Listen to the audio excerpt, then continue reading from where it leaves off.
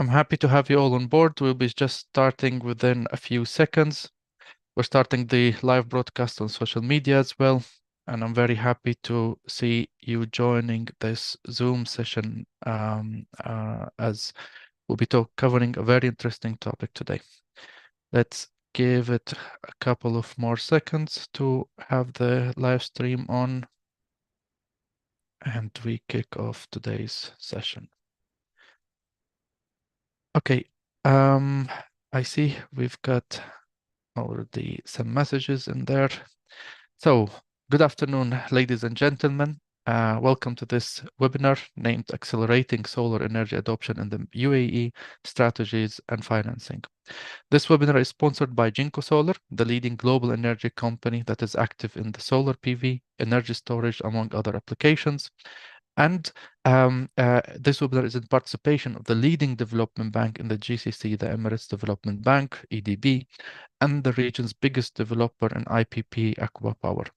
I introduce myself. My name is Moneef Barakat from Solarabic, which is the most visited renewable energy platform that is dedicated for the Middle East and Africa. And I would like to ask you, please, to confirm if you can hear me well, and if you can see me well, and if you can see my screen, just to make sure that we are technically all set. You may drop us a message in the chat. I see some Mr. Yusuf, Mr. Halim. Thank you for your confirmation that you can hear me well. I'm happy to have you on board. So this is the chat feature that you have in there. You can use it to introduce yourself, your company, your interest, your contact details. Feel free to use that corner in order to socialize with the other attendees that we have today in today's webinar. And if you are on social media, feel free to write in the comments section below every video. Now, the same chat feature here on Zoom, please don't use it to ask questions to the speakers. If you have any question to the speakers, please send these questions in the Q&A section. By sending it in the Q&A section, you guarantee that we will actually read it and put it in the queue for the right speaker in order to answer your question.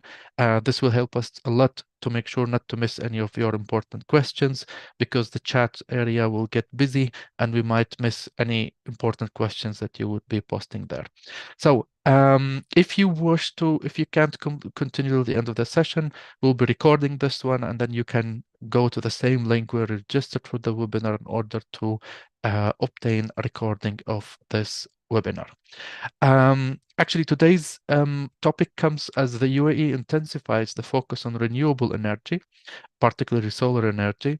And we will be talking about this remarkable transformation underway. We'll explore some strategies, financing options, and innovative technology that is driving the rapid adoption of solar energy in one of the world's most dynamic energy markets and in various sectors that we have in the UAE and the GCC in general. We will start with ACWA Power, that will be covering the utility scale project development landscape in UAE and other GCC countries. We will be talking about introducing green financing initiatives, especially by EDB, and we'll be talking about EDB's role in supporting the transition toward the solar energy for companies in United Arab Emirates.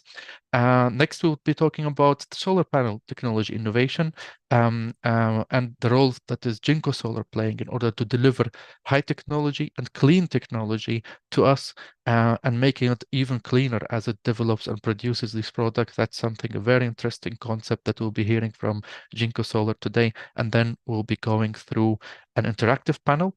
And through this panel, we'll be also addressing a couple of questions in parallel to your questions that we receive from you throughout the session to make sure that we address the most questioned topics. I'm very happy and privileged to have three esteemed speakers with me today. I'll start with Mr. Mohamad Nahhas, who is the Senior Manager for Business Development for the Middle East at ACWA Power. And then the next speaker will be Mr. Mohammed Alzaidi, the Sustainability and Business Development Manager for the Middle East and Northern African region at Jinko Solar. And then we have, and in the order of speaking, Mr. Ajith Thomas, the Senior Vice President for Project and Corporate Finance, Wholesale and Institutional Banking at Emirates Development Bank. We'll be going through this sequence. So Mr. Mohammed Nahhas will talk about ACWA Power's role in the utility scale market. And then Mr. Mohammed Al-Zaidi will talk about the technology of Jinko Solar. And then we'll be diving deep into financing options and the capabilities that is EDP delivering through the presentation of Mr. Ajith Thomas. In case you have any questions or technical issues, please write us on the chat, and I will not will try to stop the introduction here and give the space for Mr. Mohammed Nahhas to share his screen and start the presentation in order to make the best use of the time. Mr. Mohammed Nahhas, I'm very happy. We're very privileged to have you with us today in order to learn a lot about the utility scale market in the UAE and in the region through the experience of ACWA Power and your personal experience in the market. Welcome on board, Mohammed. You Assalamu start. alaikum, Sayyid Alaikum Moneef assalam. Barakat. Thank you for your introduction. Assalamu alaikum all. Thank you for joining this webinar. I hope that at the end of this webinar we will have a great, let's say, encouragement to increase our efforts in the transition to the renewable and sustainable projects. So I will not speak too much. I'll give you just a quick introduction about ACWA Power. ACWA Power is one of the leading in the transition of the renewable energy, water, and producing the green ammonia. Our three I will give you just a brief about our methodology, about the DNA, how we work in the region, and I will give you some figures about our footprint in the geographical footprint in the world. So ACWA Power actually right now considered as the biggest private water desalinated producer with a capacity of, let's say, 8 million cubic meter per day. We have 82 assets worldwide, let's say, 55 gigawatt of power production. From this 55, we have, I think, around 24 megawatt of renewable energy renewable energy power production. And we are proud that we are, I think, we developed the biggest green ammonia power plant in the region in NEOM, Saudi. We started in 2004 from Saudi, and then we increased our footprint to Jordan, Oman, Morocco, South Africa, Turkey. Now we are in Azerbaijan, in Uzbekistan, Indonesia, Senegal, and going to China also. The key aspect or the key success factor for ACWA Power is leading the cost leadership. Usually, when we develop a project, we sit with our partners from the, let's say, the OEMs or EPCs or the lenders of this project. We try to minimize the cost of these plants, considering all the requirements of the clients, and that's why how we improve our efficiency, how we improve our tariff, how we compete ourselves every time we bid for a project. And just to give you a highlight about ACWA Power, from 2005 to 2020, our ratio of winning the bid is 68% from the bids we participate. I think this is a quite high number, but you can understand with the success of ACWA Power that this DNA, or let's say this way of work, is working and improving in each projects we bid for. As I told you, we are now almost having 55 gigawatt of power, 8 million cubic meter per day. We have around 82 assets worldwide. We have a production of 1.2 million ton per year for green ammonia. Our assets is an $85 billion. We have around, we are 4,000 employees in 13 countries, and we have also the capacity of battery storage around 6.5 gigawatts DC of batteries. So we have a key awards, key success in this region. I will not go in details, but we developed the biggest projects in the region, like the biggest CSP plants in UAE, the biggest wind plant in Uzbekistan, a lot of success stories for ACWA Power in the last, let's say, 10 years. Yeah, so as an ACWA Power, we develop the project, we invest also in the project, we operate, and during operation, we keep optimizing our cost to to make sure that our plants is profitable, complying with the client's requirements, and matching the climate and the climate requirements and the climate practices. So I think this information is popular in our website, our board of directors. The project has been established by Mr. Mohamad Abu Nayan. He is our chairman, and this is the list of our board of directors. This is our senior management. Also, you can have a look on the website about each senior management of ACWA Power. So here I would like to highlight that for key points. The success of ACWA Power comes from that all our projects meet the World Bank, IFC environmental and social standards, which is really very important. We should keep that in mind in any projects we would like to do or to develop. These standards are our target or our baseline. Also, the other thing, we think what we will give for the society.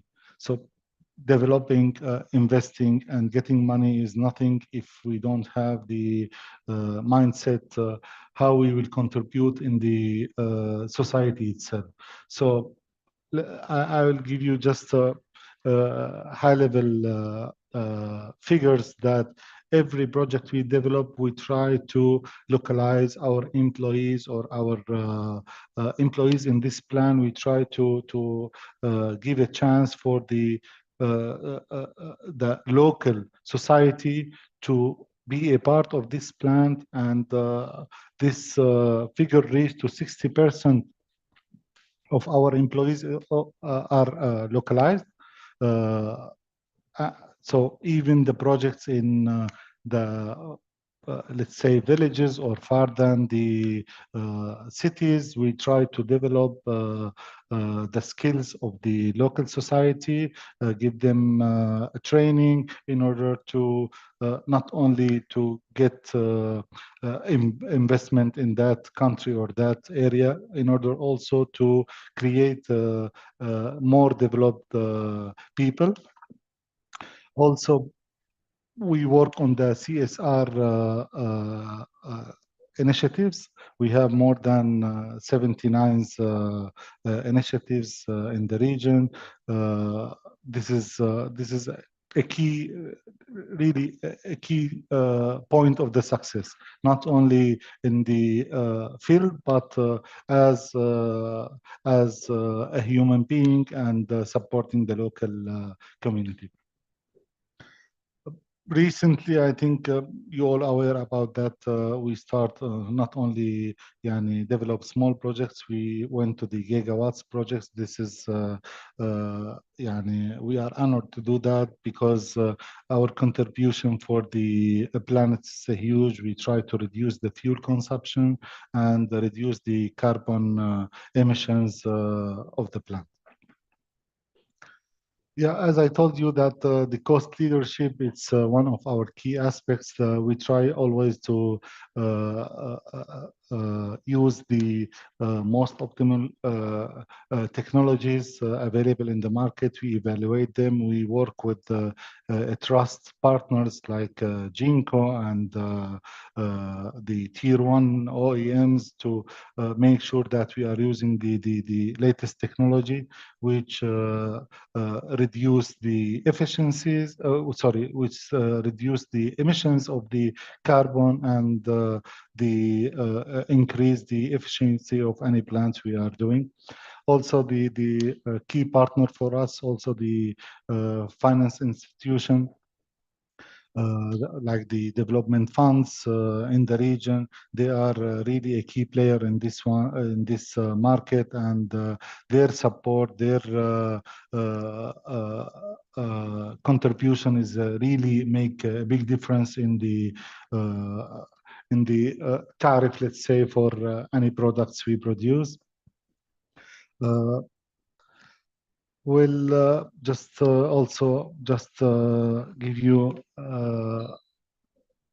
a little bit more about our We mission still is have the 1 minute, safety. please, Yeah, Mohamad, yeah, yeah. presentation. I will Thanks. not take more. We are almost done. The safety is our key. We try always to operate our plants in a very safe structure. Also, we make sure that our partners, our EPCs, our contractors, that following the same procedure. We developed a procedure, and we keep developing it every month, every time, every project, just to make sure that the safety is the key aspects in all our projects. So nothing to add, and we'll wait for the my colleagues here, Mr. Mohammed and Mr. Ajith, to explain also and present their companies. Thank you all. Mr. Mohammed Nahhas, thank you very much for covering the activities of ACWA Power in the region as a leading player here in the region with such a success factor that you have presented. Very impressive. I think that is rare to see in the global markets, not just in the region. Thank you, man. Thank you. Okay, before I move into the next part, I would like to make use of that most of the people have already joined the session in here and run a couple of polls. You have, I made the introduction to our speakers, but we wish to also know the attendees, where do they follow us from today and from what country you joined the session today. So please answer the poll on Zoom. And if you are watching us on the live stream on LinkedIn or Facebook or Twitter or YouTube, please write your country in the comment section. We'll be happy to know from what countries do we have attendees today. I see that at least on Zoom, we have like 35% from the UAE, around 15% from Saudi Arabia, and the rest are from different countries in the Middle East, and Northern Africa as well. I'm happy to see you all on board. I'll end the poll here. Shares the results with you on the screen briefly. Around 30% from the UAE, and the rest come from different countries. I'll launch the second and the last question. So if you please tell us from what industry you join us today, if you work for a developer, an EPC, an investor, if you're a consultant or just independent, or if you're in academia as a student or professor will be very happy to get to know a little bit the backgrounds. Again, if you are on social media, please write that in a comment so we could also get to know better your backgrounds in order to improve the content that we provide to you. I see that 20% is from EPCs, developers, 12%, 10% service providers. We have 12% consultants and other backgrounds as well. If you don't find the option in there, please write it in the chat. We'll be happy to know for what background do we have the viewers today. That's the result for the second poll. Thank you very much for that. With this second poll, I think we have a better feeling about the audience today, and we're ready to hand over the session to the second part to Mr. Mohamad Alzaidi, who is the Sustainability and Business Development Manager for the Middle East and Northern African region at Jinko Solar. Welcome on board again, Mohamad. Happy to have you. Has been some time since you joined us in one of these webinars. Yes. Thank you very much, Moneef. It's always a pleasure to be on the Solarabic platform. Good afternoon for everyone joining us today, and I hope you find this webinar as useful and interesting as we do. With no further ado, I'll just share my screen and start. So this is Mohamad Alzaidi, Sustainability and Business Development Manager in the MENA region for Jinko Solar. And Jinko Solar, I'll just start by a quick background introduction about the company. So Jinko Solar is a technology provider, a Chinese technology provider, and a supplier of PV modules and energy storage solutions. Has been in the market since 2016 and held the #1 spot last year in 2023 for the highest total module shipments of more than 78 gigawatt of solar shipments, helping us to surpass the milestone of 200 gigawatt of total shipments and reaching the number of 225 gigawatts.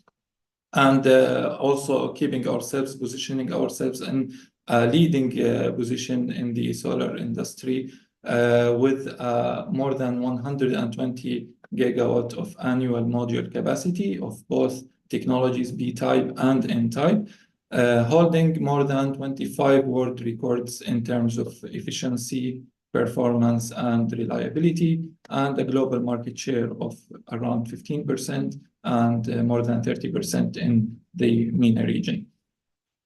To present some just high-level numbers to show the sustainable growth that we are driving here at Jinko Solar, so we can see all the metrics, the revenue, the profit, the total shipments. So everything has basically a growth rate of around or even more than 100%. So we are talking about double the shipments, double the production, double the client base, let's say, every year.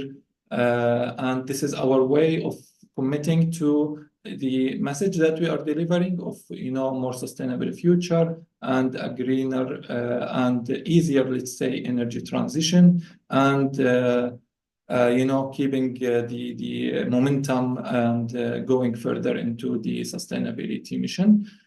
We'll go into the second topic for today, and which is the core of this webinar, I believe, which is sustainability and bankability. So when we talk about sustainability, it is a very, let's say, broad term. So it can be implemented anywhere in the world, like even in the simplest lifestyle aspects that we do every day. But there is a certain understanding for sustainability in the renewable section, and especially in the solar industry. And when we talk about sustainability in the solar industry, we basically mean, or I would like to define it as 4 pillars of sustainability, starting with the bankability, the technical reliability, the environmental impact, and the social responsibility. And I'm going to explain each one in a little details now, starting with the bankability. So bankability basically means is the willingness, or let's say the impact of using one brand or one product in a project on the willingness of banks and financing institutions in raising money for this project. So it's a key component, let's say, in the sustainability mission to be able to finance your solar projects or renewable projects. And bankability itself has also some metrics that determine the bankability of the company. First of all is the company profile. So basically the size of the company, how many years have it been in the market, the international footprint, the presence of the company, let's say, and the position of it in the industry, as well as the financial strength. So the capital raised and, you know, how much of an investment do you have in your brand and in your company, the production. And I would like to define one term here, a very key term actually, which is vertical integration. So vertical integration is a method of production. So when we say vertical integration, basically means that in one facility, you bring in raw material, and in the other end, you receive the final product, all under one roof and by the same manufacturer. And this is a very key aspect in defining the bankability of a company, because basically it needs a higher level of investment. So that is an indication of the strength of this company, as well as giving more flexibility and more control for the company itself over the product. So you can do more development, you can have a more mature technology, and you can actually make the R&D team and activities very effective in, you know, providing always latest technologies, as well as improving the current technologies that we have. Second is the performance record, basically the track record of the company, how many projects you have developed and the capacity of it. So basically how much of an experience you have in this industry. Sales and services, mainly referring to the after sales, since you know, investing in the renewable energy, specifically in solar, that means the project is supposed to live for 20 years or maybe 30 years now. So you want to make sure that when you invest in a component or invest in a product, after, let's say, a couple of years, when you need something from this company, you will find it still available in the market. So it's also very important for the clients to have, you know, to be backed with a technology provider that is ready to answer to any claims or answer to any services required after the service itself. Lastly, the perceived bankability, which is basically the reputation of the company, as well as the position of it in the local community and the willingness of giving back to the community as well, you know, raising awareness, spreading knowledge and technology as well. So this is also a key metric on defining the bankability of a company. So after explaining what does bankability mean and what are the metrics that it consists of, but it's very important to know that you don't have to do it on your own. Like, you don't have to go through all these metrics and define which company is more bankable, because we have many associations in the market now these days that provide you with actually a list or a tiered list for which companies are more bankable and which companies are not so much, as well as some of them also go the extra mile of providing you with tiers, and not only if the company is bankable or not, but also among the bankable companies, who are the most bankable companies and what are the ratings of other companies as well. And we are referring here to PV Module Tech, which is an independent association that issues by quarter a list of bankable companies in the solar industry, with ratings categorized depending on the highest bankable and the less bankable companies. And you can see here the highest rating is AAA, and Jinko Solar is one of two companies only that have achieved this rating this year. And as you go lower, you find also bankable companies, but with less bankability rating as well. We have other associations like Bloomberg, which is very well known on the global platform, not only in the solar industry, but they also have a tiering list, or let's say a tiering list, yes, for bankability for different products, not only for PV, but also for other renewable energy products, such as the energy storage solutions. And we can see here a screenshot of the latest edition of it, which was for Q2 2024 for energy storage. But the difference here is Bloomberg provide you with a tiered list for bankable companies with no indication of which company is more bankable than the other, but just to know the bankable companies. And we can see here that Jinko Solar is also among this list for energy storage solutions, as well as the other list for PV modules, also by Bloomberg as well. The second pillar of sustainability, which is the reliability, or let's say the technology of the product itself, and we are talking here specifically about PV modules.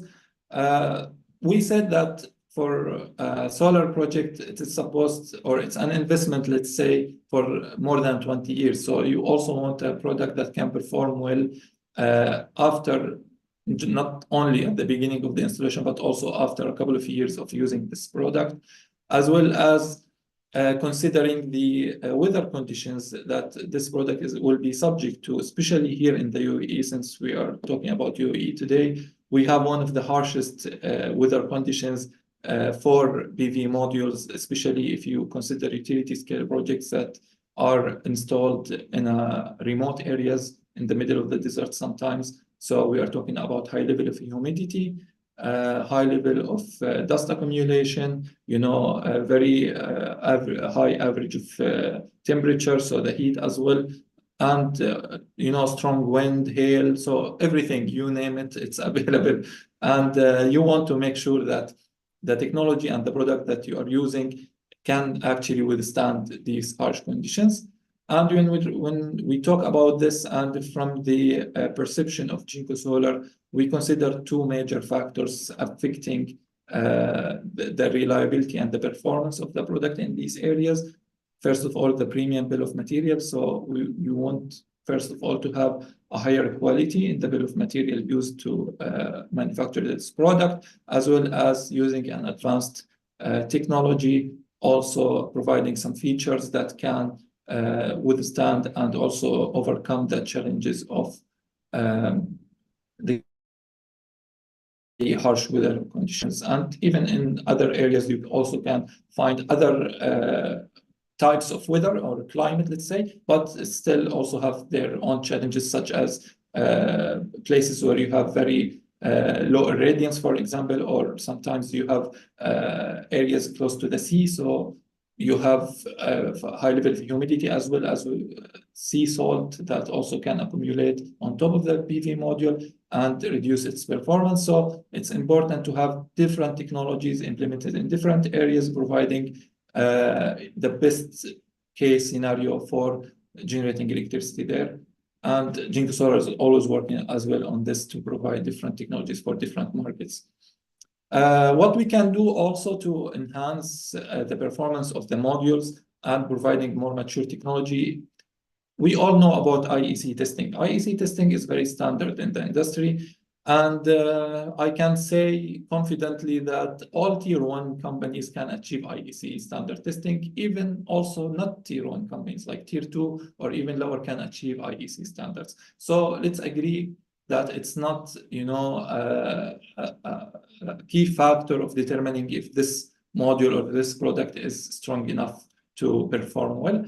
So what we have decided is going beyond the IEC standard and actually implementing and conducting what we call enhanced testing. So enhanced testing basically means that we take the IEC standard testing, but we do it multiple times. So we do it 2 or even sometimes 3 times and see the results. And this actually will reflect the performance of the module after 15 or 20 years, because the IEC standard testing will give you the results for this module operating for, let's say, 3, 4, or in the best case scenario, 5 years. And this is not enough, because the module has to withstand another 15 years of performance and of service. So one way to overcome this and actually anticipate the performance is doing 3 times reliability tests from IEC. One example on it is, for example, the damp heat test.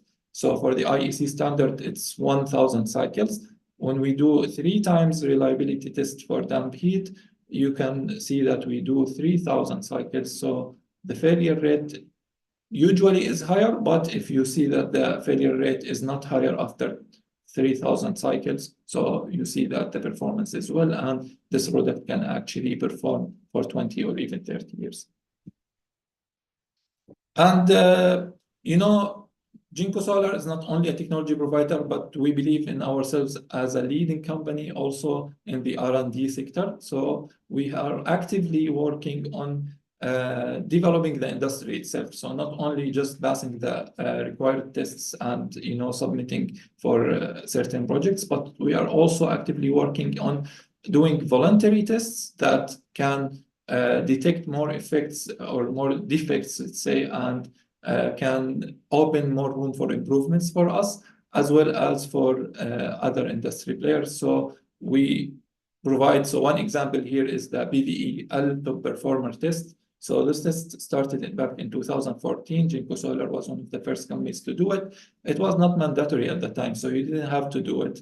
But we did it in 2014, 15, 16, and a couple of years later, this test actually became a standard in the industry. So that's how we believe that we are driving a healthy competition. So not only pushing ourselves, but also pushing the industry as a whole and elevating the standards. And it's worth mentioning that after 10 years now, Jinko Solar is only one of 2 companies that have successfully obtained this certificate for 10 consecutive years. The third pillar of sustainability, which is the environmental impact, and is actually the most famous one among them, because when we think about sustainability, we always go directly to the environmental impact, and it is, in fact, one of the most important aspects of sustainability, especially when we are talking about the solar industry or the renewable industry in general, because renewable industry is all about promoting green energy and energy transition, So we should be the most concerned industry in investing in sustainability and reducing the negative environmental impact that we have. And when we think about it for the longest period of time now, we all think about solar products and other also renewable energy products as green products because they generate clean electricity. But there's another aspect that we should pay attention to, and we started paying attention to actually in recent years, which is how these products are actually manufactured, whether manufactured using green electricity or just traditional fossil fuel, because this also can play a role in the environmental impact and the footprint, the carbon footprint of the module itself. So what we are working on right now is making the transition in our manufacturing facilities and actually obtaining the zero carbon factory certificate, which means that this factory is operating using 100% renewable energy. And we have successfully obtained the certificate for a number of our facilities. And we are committed also in implementing this way in the other factories and eventually reaching 100% operations using renewable energy. As well as the other side of the life cycle, let's say, of the product, because the first stage of the product life cycle is the manufacturing. Now, this is the way to make it green, as we said, in the zero carbon factories. Then you have the operation and the service time of the product, and it is generating clean electricity with no environmental impact. So this is great. But the final stage is the end of life stage for the product. And we have to think about this now more than ever, because before the solar industry as a whole is a emerging industry, it's a relatively new industry. So before we didn't have many projects closing into the end of life time. Most of the projects were less than 10 years old. But now moving forward, we have many projects more than 10 years in service now, and closely also closing into 20 years. So we have to think about what will happen to those components after the project is decommissioned, and we need to do something about it. Will it be just waste in the environment, or we can do something about it, such as recycling? And here came the idea of Jinko Solar also partnering with PV Cycle, which is very respected associations that work on recycling solar modules. And we have this certificate. We equip all of our modules with this certificate. So the clients, when they procure Jinko Solar modules, after 30 years, they can just easily reach out to PV Cycle and recycle those modules for free. Jinko Solar have paid everything to in the partnership with PV Cycle, so you can just for free recycle your PV modules. And I think this is going to be like the last step in the net zero mission for the solar modules. So we can confidently say that we have a cradle-to-grave clean product from day one, from the raw material and the manufacturing process until the end of life and recycling stage. This just a glance some of the factories that are running 100% renewables, our green factories as we call them. We have here 3 factories, and we are now actually more than 3. We have around now. We have also a Shangrao factory is also running on 100% renewables. So we have now 4 factories, and this is all part of our participation in the RE100 initiative, which basically is a commitment. So by the year of 2028, all operations by Jinko Solar will be using 100% renewable energy, and we are step by step also getting near to achieving this target. This is also the Neo Green Tiger Neo product that we have, which is the cradle-to-grave green product that I was talking about. So this product is manufactured using green electricity and also is equipped with PV cycle recycling certificate. So it's 100% sustainable and clean product. The last pillar of sustainability that I want to talk about today is the corporate social responsibility, which is, the responsibility of the company to giving back and also making sure that not only the operations in the company itself is according to the work ethics, but also extending this to the partners and suppliers of the company itself. So we not only have the code of conduct for our operations, but also we have the partner code of conduct. So our partners also has to comply with the same work ethics that we follow in supporting human rights and complying with the international labor law. This is just a quick overview of a case study that has been done actually in Saudi last year with TUV Rhineland. It's an independent laboratory. This small project, we just brought Jinko Solar modules, the N-type bifacial modules, and we installed them in a place in Saudi Arabia in the desert, in the harsh conditions that we were talking about, with high temperature, high humidity, and everything. And we also brought another product from the market, and we compared the results. And we did not actually compare the results. TUV Rhineland studied the results and the performance of the products and provided us with the reporting, saying that the Tiger Neo product bifacial by Jinko Solar is one of the most the best performance, let's say, in the market right now. And this is not only to promote Jinko Solar brand, but also to show you that working on improving the technology and improving the bill of material can actually contribute to the sustainability mission, because when you use better products, you need less service time, you need less maintenance, you also can use higher efficiency products. So basically, for the same project, you use less number of modules. So also the logistic cost is less. Also, the shipment is smaller, so it uses less fuel to ship it across, the continents. So everything is actually will be enhanced if you use better performance technology. And last but not least, this is just some of the reference projects done by Jinko Solar in the region. All of them are worth mentioning, but first of all is the Dhafra project, the largest single-site solar park in the world of more than 2 GW. Jinko Solar have supplied more than 1 GW of that project, so more than half, and also other key and pilot projects as well in the MENA region.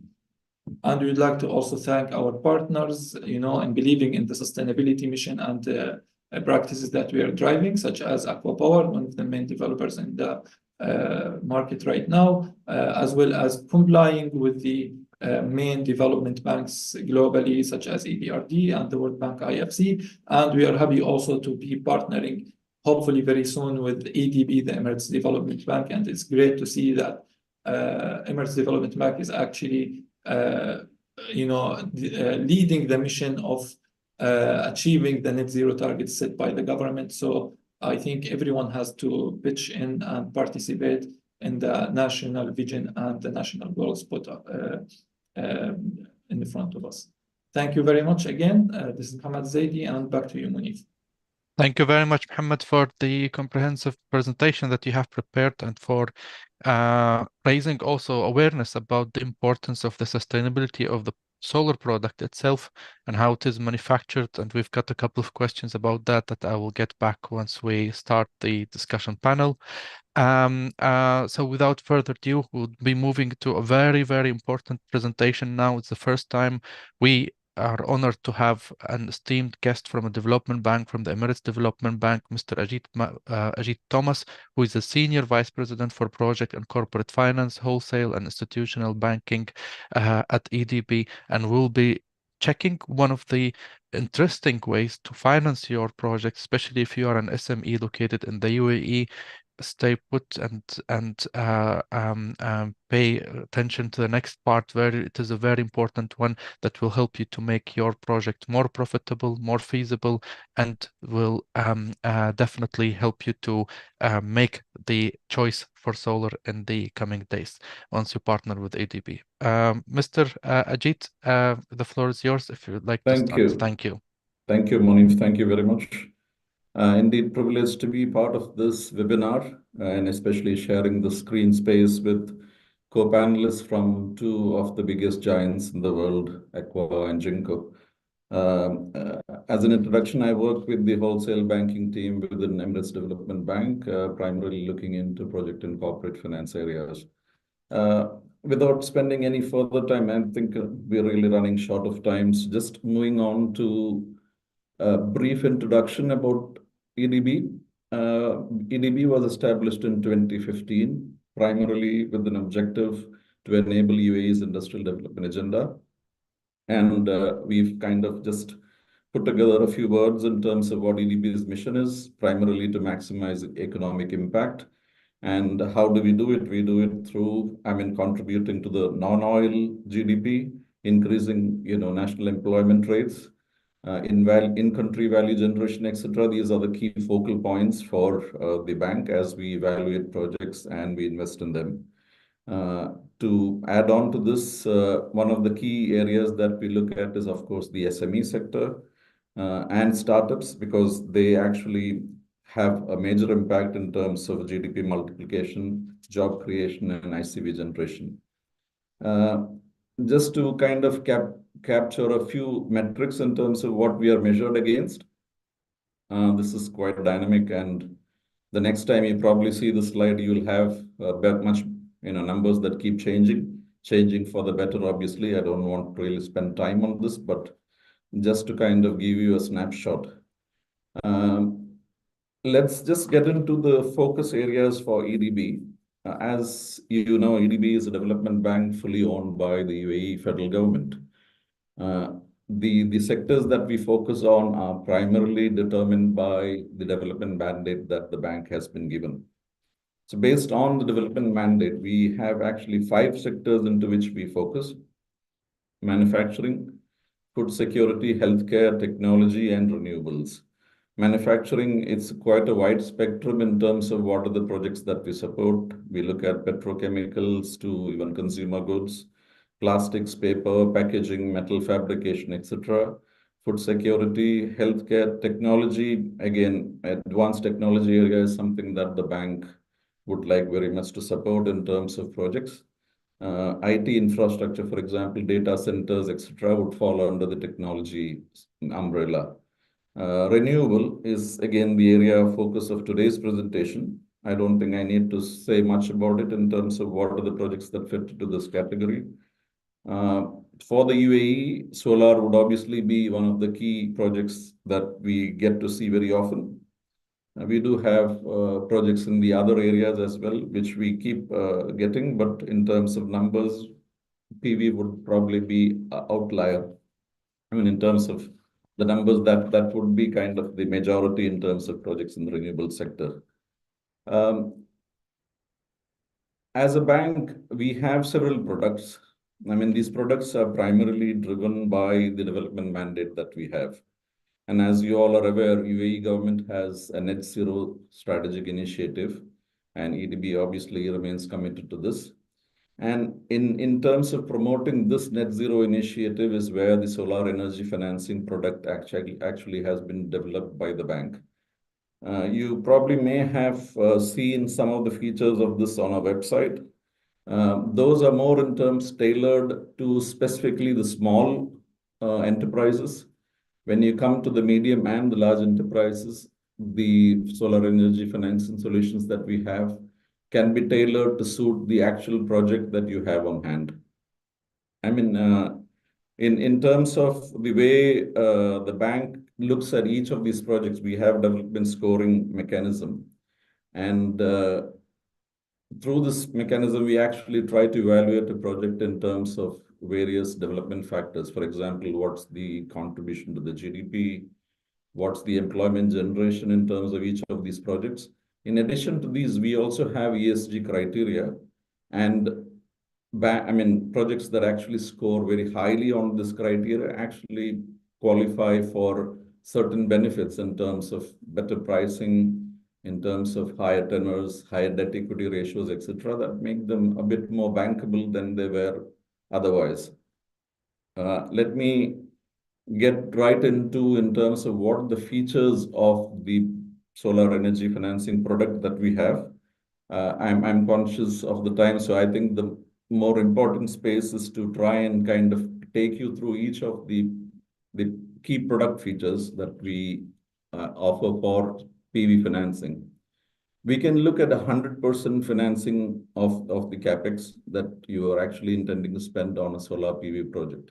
Now, typically, when we look at a normal project that comes into EDB for evaluation, for investment, etc., the standard benchmark that we follow is 70-30. 70% of the project qualify typically for an amount of debt. Obviously, this is not a hard rule. Each of the project is evaluated in terms of its ability to take on a certain the level of debt. So for the purpose of PV financing, you can actually get up to 100% of the total capex financed through debt at EDB. This is one of the most important things that I think as a bank we are offering, because it actually benefits quite a number of our clients. As I just mentioned, in terms of pricing, the projects that actually qualify through our development scoring mechanism, especially when you are looking at projects like PV, for example, I mean, they actually score very high on development index because of the fact that they tick several of the ESG factor boxes. So that gets you to a situation where you can actually look at best-in-class pricing when you compare it with perhaps commercial banks. As you probably know, EDB being owned by the federal government and given its development mission, economic impact over profit, that's actually one of the mottos that the bank operates by. So we are not a dividend-paying bank like most commercial banks would. So though we did definitely look to covering our cost, we try and see if we can actually pass on benefits to projects by way of having a better pricing. And this is again another feature that we have on the solar PV project applications that come to us. I mean, the clients would stand to benefit. Of course, the amount of the facility obviously would depend in terms of what's the project. If you're looking at a small enterprise project, typically you would have seen a 5 million amount that's stated on our website as being the maximum. For medium and large corporates, this number changes obviously, and this number would be driven by the needs of the project and the project cash flows. Again, the 8-year tenor that we are talking of is again a small enterprise kind of a benchmark. When we move to medium and large enterprises, obviously the tenor, the number of years that we can look at would be driven by the cash flows of the project. And we have seen projects that go even beyond 20 years as well. So once you bring to us, I think we can actually look at what that cash flows support, what kind of tenors the project cash flows can support, and accordingly we can devise the number of years that a particular facility can be offered for. Grace periods of up to 6 months. Again, the 6-month period is something that would probably be for a small enterprise. We can look at slightly higher, maybe up to 12 months for large corporates if really the project cash flow situation demands. There are projects which actually start operations right from the very beginning. I mean, solar projects definitely do not have something of a ramp-up period, etc. So I'm not very sure if grace periods really are required. But if they are, I mean, actually the project demands a grace period, this is something that we can definitely look at. And collaboration with concerned authorities. What we have seen in terms of many of the solar PV projects and also renewable, the newer sectors that come in, these are newer technologies. Obviously, the bank needs to kind of familiarize itself with the sustainability of the numbers that have been shown to us through the project feasibility study packages, etc. So we tie up with certain panel members who kind of offer us expert advice in terms of whether the feasibility study that's been provided to us are achievable. EDB actually conducts forums quite on a very regular basis. Our strategy teams quite actively conducting forums where we interact with industry, where we interact with the experts in the industry to try and understand how we can actually improve on our renewable energy financing product that we provide. So I think this mechanism where we keep sharing our experience and we hear out our clients' experience always helps us to actually move forward in terms of trying to offer a product that's more acceptable, more relevant for the industry. In terms of the benefits of solar financing, obviously, I don't think I need to dwell much on here. Obviously, facilitating your sustainability goals is one of the key aspects in terms of benefits. We are seeing more and more global players actually insist that their supply chain providers have demonstrated, in fact, ESG commitment through some form of certification, very clearly ESG assessment reports being made available, etc. And we see that more and more companies in the UAE are actually trying to implement solar PV is just one, but there are several other renewable type energy efficiency improvement, energy transition type projects that are being implemented. And as a bank, we are more than happy to support them. Obviously, the bank's focus right now is in the 5 sectors that we have, but there is always a thought process that we should try and enhance when it comes to solar or renewable energy financing, that if we can look at other sectors as well. So given this stress, I mean, given the fact that sustainability goals are very highly stressed, we see in the manufacturing sector, especially that competitiveness is quite dependent on how well you can demonstrate your ESG goals. This is kind of becoming quite important, and I think the bank realizes that, recognizes that, and we are making our efforts, especially this solar energy financing product that we have launched is with a very clear intention to actually support our clients to implement solar PV projects and other renewable energy projects. Thank you. I think that's it. That's where I'll stop. Hopefully, I have kind of stuck to my 10 minutes. I appreciate I'm that. more than happy to listen to, field any questions that you may have. Thank you very much. And thank you, Jinko, for sponsoring this event today. And thank you once again, Moneef and Solarabic, for this platform. Thank you very much, Ajith. I appreciate it and appreciate your time. I think you have a slide with the QR code that you wanted to share on the screen if you want to put it for a few seconds. Yes. So for people that want to contact you, definitely to contact Mr. Ajith and his team and to learn more about the solar financing product. This is pick up your phone, scan the code, and get in touch with the team. Thank you. Okay, so we've reached the top of the hour, and I'm happy that we managed to complete the main body of, let's say, of this webinar by covering all the presentations that we have today. We'll move now to do like 10 to 15 minutes of questions and answers. I hope that the speakers can extend the time a little bit. I'm not sure if Mr. Mohammed Nahhas, maybe he said that he would have to leave on time, but please let us know if you can stay for this part or not. Yep, I can extend for the more 2-3 minutes, 5 minutes. Okay, I'm sorry, but I'll I have ask you another then. meeting to join. I Yes. see. No, I appreciate that. You've informed us earlier. I'll start then with you, and then we'll move to both Mr. Mohammed Zaidi and Mr. Ajith Thomas for the other questions. So I'll Sure. start with you, please. I have a question from one of our attendees, Mr. Tariq Abeid, who's asking about the biggest challenges to develop solar projects in the UAE and in the Gulf industry? Is it like technology challenge, or could this be financing or like implementation, finding suitable or capable EPC to execute projects? Especially you mentioned these gigawatt scale projects. That's not a small job for anyone to do. Exactly. So how would you comment on that, please? Yeah, I think there is no challenge in the Gulf region for any PV projects except developing or using the local EPCs. You know that from the bankability perspective, the EPCs, local EPCs, they don't have the capability just to at least be bankable or have a good wealth to submit a bid bond or a big bond for this kind of a projects. But other than that, I don't see any challenges.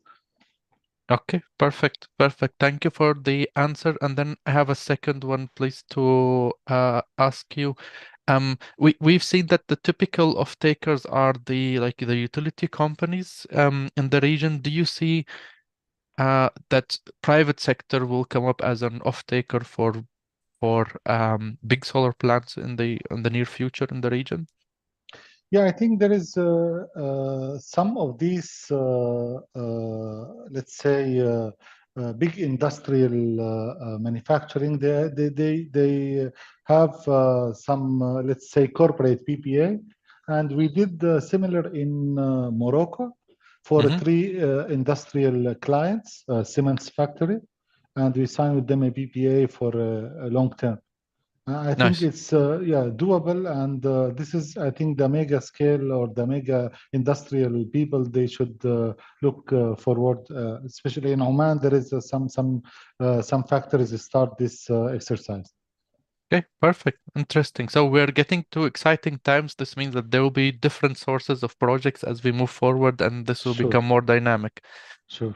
Okay, we will not hold you. I promised you 2-3 minutes, so we won't hold you for longer. Thank you very much, Mr. Mohammed Nahhas Thanks, from ACWA Moneef. Power, Thanks for all joining for us today. attending, and yeah, see you soon. Bye bye. Thank you. Thank you very much.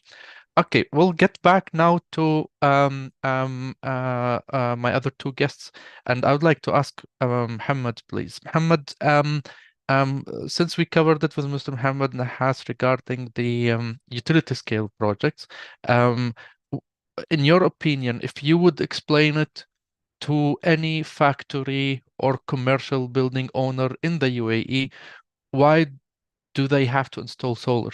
Yeah, what is the value that solar would bring them? How would you explain that in a couple of words, please?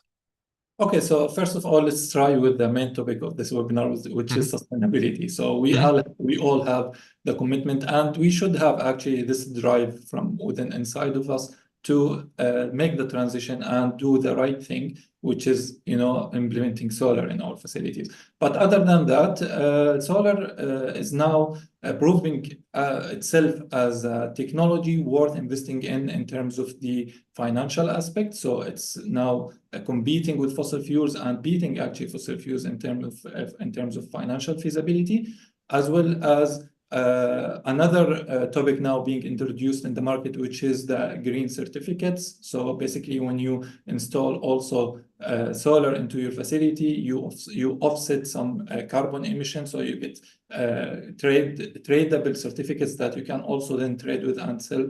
Other than that, the technology is now at a level where it is mature enough that can serve you, like we said, for the promised time period of 20 or 30 years. So you can easily and with a peace of mind, you can invest in solar when you are comfortable, and you don't have to worry about the technology failing you after a couple of years because it's a new technology. Okay, perfect. And if you would I want to relate this to a question from Mr. Al-Walid Ahmed, who says that you mentioned that your product is being manufactured in a more sustainable way with clean energy. So who should actually be concerned with this? Like who like does this concern only the EPC or the owner or the developer? Who actually values buying a solar panel that is actually greener in the manufacturing process? Okay, so I'll answer you in the same sequence for the last question. So basically, first of all, we should all be concerned with this one because climate change is a real thing, and we see that now the consequences of this in our lives. So we all should be concerned in the transition that we need to make and using more sustainable methods for powering our operations. So that's first of all. Second of all, referring to the bankability aspects and metrics that I talked about in the presentation, and also like Mr. Ajith said, so for bankability, from the point of view of banks and financial institutions, there are also some metrics related to ESG and sustainability that you need to take into account. So at a certain time in the future, I think there will come a time that we will need to have this sustainable product, and we need to also move to using sustainable products, because using solar energy produced by fossil fuels does not really make sense when you talk about a sustainable industry. So you have to be 100% sustainable. That's first of all, and also for the developers themselves, so they have and the banking industry as well. They have their own mandates also from the government, and to follow the national goals that put, as we said, for 2030 or 2050 to reduce carbon emissions. So everyone has these mandates, and actually everyone will pass them into their suppliers. So the bank will pass it to the developer will pass it to the EPC, and the EPC then will pass it to the manufacturer as the last point in the supply chain. And we realized this responsibility on ourselves, and we started working on it to provide these sustainable solutions that will be required from each one across the supply chain. Great. And one last, let's say, question before we move to Mr. Ajit. I have a question from Mr. Ahmed Tawfi, who paid attention to the part that you are producing now solar panels with clean energy, like renewable energy. Probably you have solar installed on the roof of the factory and maybe other sources that are connected to that. And he has an interesting question. How do you sustain the production process if you are depending like on intermittent sources to supply the factory with this clean energy? Okay, so the simple answer for that, if we can't trust our modules, no one should. Like, we should be an example for our clients that you can actually rely on solar. So this is the message that we are trying to deliver to our audience, let's say, first of all. And second of all, there are something that we call PV plus technologies that can be implemented and equipped with the solar itself to make it sustainable actually for the long run, and to operate within the time that you need it. First of all, using energy storage, for example, so you can cover the times where there is no enough irradiation or solar light. And second of all, I think one of the main reasons that solar is successful in the industrial sector is that the industrial sector is mainly active and operational in the daytime. So the peak load, and not only the peak load, probably like 90% of the load is in the daytime. So it only makes sense to use solar because you have solar when you need it, and then at night you use very little power, so you can cover it with the small generators, or even if you use storage, as I said, you can cover the rest during the nighttime. Thank you for this, Mohammed. I'll give you a break, and then we have a couple of questions for Mr. Ajit. I'll start with a question because in your presentation you have mentioned that you're providing financing to up to 100% of the capex of the solar plant. You have improved tenures, and you mentioned lengthy periods of tenure years. Maybe just to make this more understandable, how would you compare this to the commercial banks? What the commercial banks typically offer? Like, what I understand that you and EDB, you are on the mission to encourage SMEs to install solar, but how would this typically compare to the commercial banks offerings in the market? Well, I mean, if you look at it from a purely tenor perspective itself, I mean, commercial banks, obviously, when we are talking of large corporates who have a very good liquidity from the bank market, they would probably be in a position to command, some kind of higher tenors, obviously. But when we look at the small, medium enterprises, that may not be the case. So, and also, large corporates who are probably early in the stage where they may not attract that kind of liquidity. Commercial banks obviously have limitation in terms of the extent of tenor they can provide. Typically, they would want to keep it between 5 to 7 years. I mean, that's what the general feedback is. But given we are a development bank and we have, in terms of our funding sources, obviously are longer term. So we are able to actually pass on the benefit to our clients. And obviously, each of the project is looked at in terms of what are that particular project's requirement. And tenors are accordingly set. At the same time, we obviously have credit policies which kind of have limited, I mean, so we limit for certain projects. This is the tenor that we can do. We can't go beyond it. For the purpose of solar, I think there is a bit more liberal. I mean, we are willing to look at longer tenors, provided the project has that level of numbers in terms of supporting. I mean, so if you have cash flows, if the client who is investing into a solar project has a balance sheet which can substantiate that kind of tenors, we are more than happy to do that. We're more than happy to look at it. Perfect. And you mentioned, Ajit, that as part of your evaluation criteria, you have this ESG element, and Absolutely. that has also a say in what kind of terms and conditions would you provide. So if you elaborate a bit on that, what would increase the score, for a typical project? Yes, of course. So, I mean, this development scoring, the toolkit that we have obviously is, I mean, it's the first evaluation that the project has to go through to see whether it fits into our mandate or not.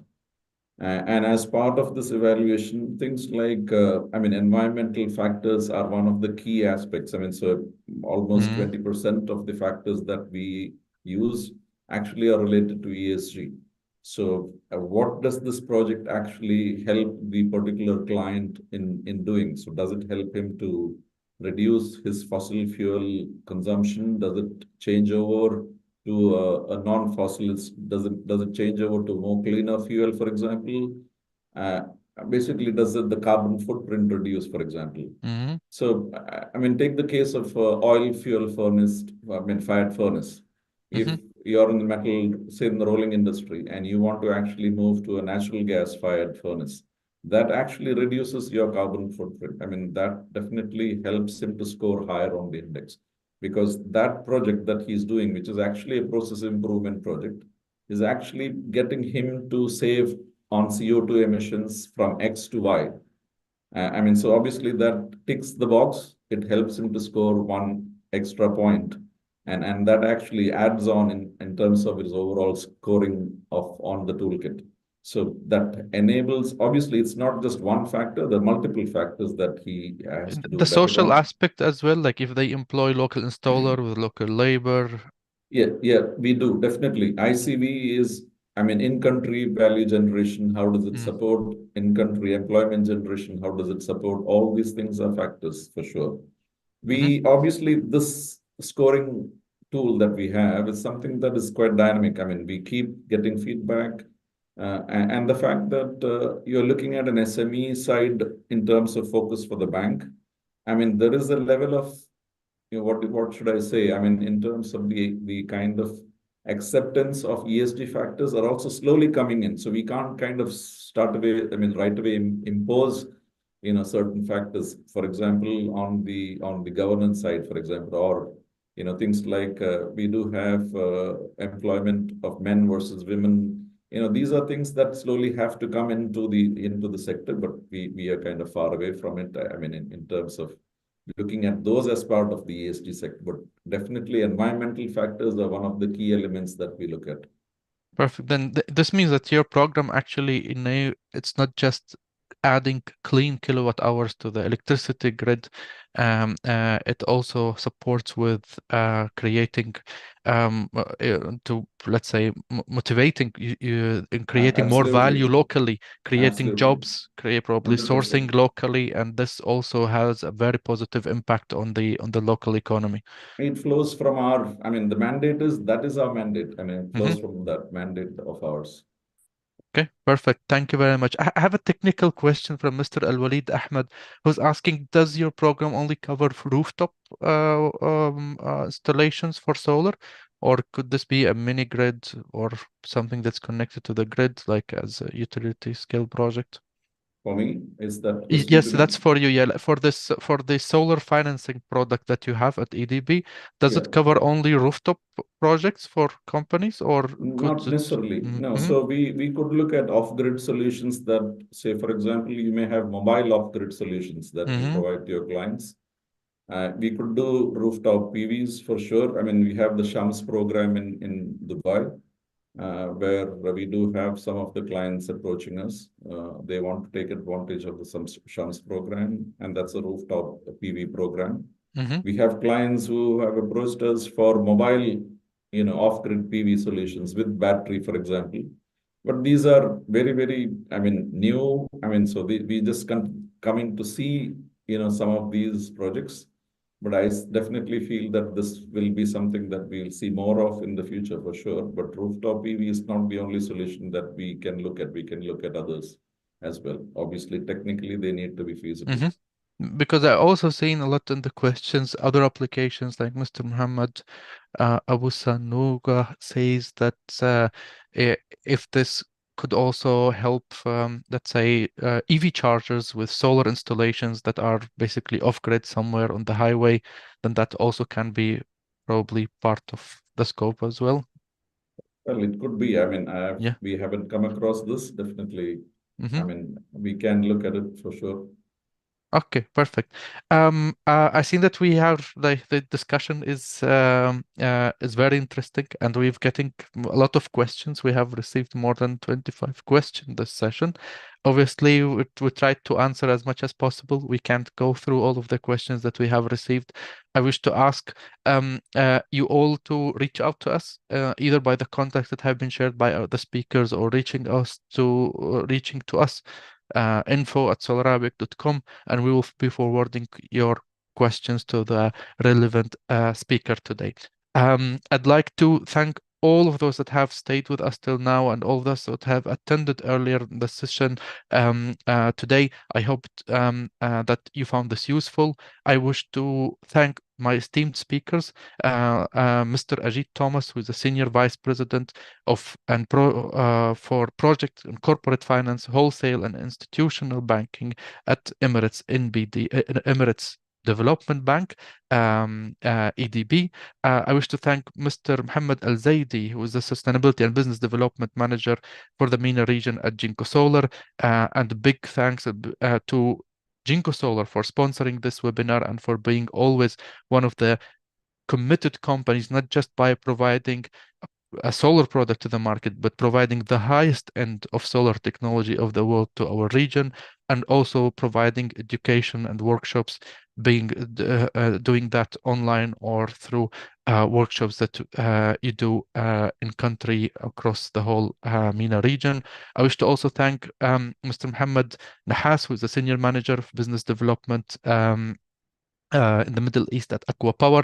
He had to leave earlier, but he shared with us a very insightful presentation in the beginning of this session. I hope that you found this session informative. This is our first attempt to address a very important aspect, a great mission that EDB has started in UAE with collaboration with big players like what we have seen now. The speakers today spoke about potential collaboration in the future between these companies to deliver more solar to the market, to make it more affordable, to de-risk this investment, and to make this on every roof that could have solar as part of the national policy towards transition towards cleaner energy in the future. Thank you very much for your time. I appreciate all the inputs for today. and looking forward to see you in future sessions. Thank you very much for the opportunity, both Solarabic. Thank you, Jinko, and thank you, ACWA. Thank you very much. Thank you all. Thanks for Thank our you. audience as well. Thank you, all the audience. Thank you Thank very you. much.